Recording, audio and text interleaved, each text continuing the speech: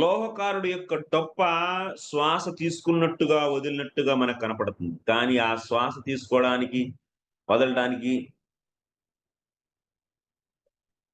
ఆ శ్వాసకేమైనా ఏమైనటువంటి పరమార్థం ఉందా? ఏమి లేదు. అదే విధంగా ఎవరైతే భగవంతుడి యొక్క భజన చెయ్యరో వాళ్ళు చచ్చిన దేహంతో సమానం. చచ్చిన వాళ్ళతో సమానమనమాట. వీడు తీసుకునే శ్వాస గూడా ఆ డొప్ప తీసుకునే శ్వాసకు సమానమే.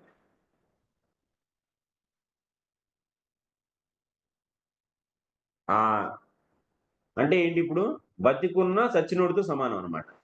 డొప్ప శ్వాసతో పోల్చారు.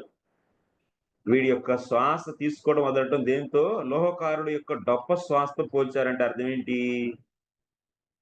డొప్ప కూడా శ్వాస తీసుకుంటుంది. అలాగే ఈడు తీసుకుంటున్నాడు అంటే అర్థం ఏందంటే వీడు డొప్పలాగే ప్రాణం లేని ఒక చచ్చినోడు కింద సమానం. జెప్పి ఇక్కడ మనం గమనించాలి.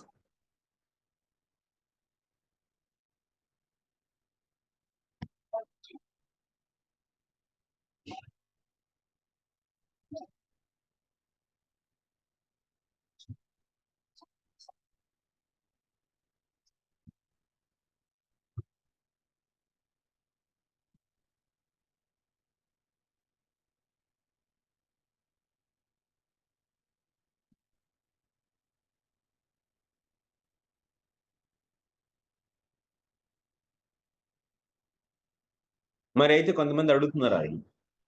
కానీ సార్ మీరేంటి అలా జెప్తున్నారు? డప్పుతో పోలుస్తున్నారేంటి? ఆయన బతికున్నాయన గదా! భజన జేయపోవట్లేదు కానీ బతికైతే ఉన్నాడు గదా! ఏంది మరి మీరిలా ఎట్లా అంటారు? శ్వాస తీసుకుంటున్నాడు గదండీ! ప్రాణం ఉంది గదండీ ఇంట్లో. డప్పులో అయితే ప్రాణం లేదు. ఈయనలో ప్రాణం ఉంది గదండీ! వీళ్ళకైతే స్థూల, సూక్ష్మ దేహాలున్నాయండి. వీళ్ళకి ప్రాణం ఉందండి. మరి ప్రాణం లేని డప్పుతో ఎందుకు పోలుస్తున్నారు? అనంటే అప్పుడేమంటున్నారు తెలుసా? ఈ శృతులేమంటున్నాయి తెలుసా? శృతులు అంటున్నాయి అయ్యా చూడండి. ఎప్పుడైతే మహావిష్ణువు ప్రకృతి పైన తన యొక్క దృష్టిపాతాన్ని ప్రసరింపజేశారో అప్పుడు 23 తత్వాలొచ్చినియి.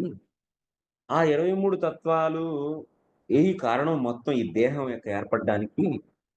ఆ 23 తత్వాలు అప్పుడు ఏం జేసినియి తెలుసా? వాళ్ళు ఒకళ్ళనొకళ్ళు సహకరించుకోలేకపోయారు. భగవంతుడికి వాళ్ళు ప్రార్థన చేశారు. ఆ ప్రార్థన విన్నటువంటి భగవంతుడు వాళ్ళలో